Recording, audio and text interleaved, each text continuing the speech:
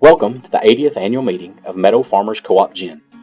Tonight, we celebrate a rich history of service to our member owners and community that began 80 years ago.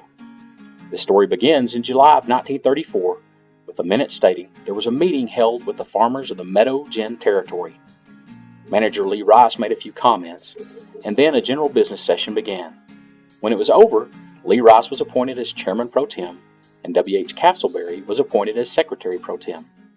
A board of directors was elected. Pierce Warren, President, James F. Daniels, Secretary-Treasurer, with members W.B. Wieland, W.G. McDonald, and W.H. Castleberry. After that first meeting, the board met in August of 1934 in a called session. The minutes reflect that on a motion by W.B. Wieland and a second by W.H. Castleberry, which was carried by a unanimous vote, that if the trade is finally completed as to the farmers buying the Burl Gin from the Texas Co-op Association, that the Texas Co-op Association must assume a cost of repair and labor not to exceed $500.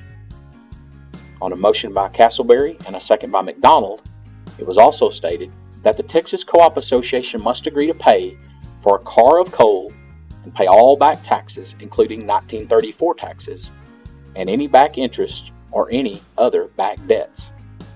That motion was also carried by a unanimous vote. The next called meeting was in September of 1934, when on a motion by Mr. Daniel and a second by Mr. Castleberry, the Gin employed Joe J. McGowan as counselor for the Meadow Farmers Coop Gin, Meadow, Texas.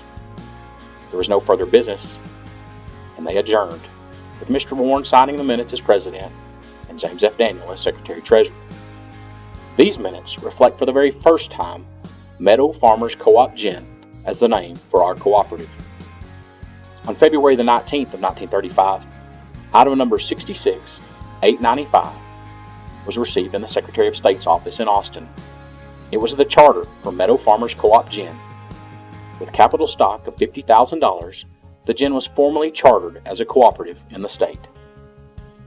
Finally, in March of 1935, the board met, and with all in attendance, on a motion and second that carried by a unanimous vote, they instructed Manager Lee Rice to cause to be made out a dividend check of $1 per bale for each bale any and every stockholder ginned during the season of 1934-35. They set the annual meeting for Thursday night at 8:30 p.m. at the Meadow Schoolhouse. The purpose of the meeting was to pass out dividend checks and elect directors for Meadow Farmers Coop Gin for the year of 1935, and for the manager Lee Rice to make a final statement as to the gin season of 1934-35. They adjourned the meeting, and once again the minutes were signed by President Pierce Warren and Secretary James F. Daniel. From the 1930s, when most cotton was hand-pulled and loaded on a trailer, to the late 1970s, when module builders began to change our industry, to today, when we have round bale harvesters, the times and equipment have continually changed. Today, Meadow Farmers Coop Gin is a modern gin plant. In the 1990s, 3 new Loomis 150H were installed. Later, 1 more was added, and now they have all been converted to 170 saw gin stands. In 2002, the Samuel Jackson Collider Dryer was added to aid in not only drying cotton, but to help us do a better job of ginning it. In 2006, we installed a Kimball stationary head module feeder, which added a great deal of efficiency to the gin. Then, in 2008, a Signode strapping machine was installed, which replaced hand-tying bales and helped the gin gain more capacity. Today, the gin averages over 41 bales per hour, and we continue to strive to gain more efficiency in every aspect of the ginning process. As we celebrate our 80th year, Meadow Farmers Coop Gin contributes an average of $9.9 million to the area economy a year.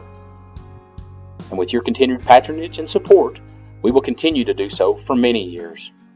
As member owners, you share in a great history, and even with the challenges of the last few years, a very bright future.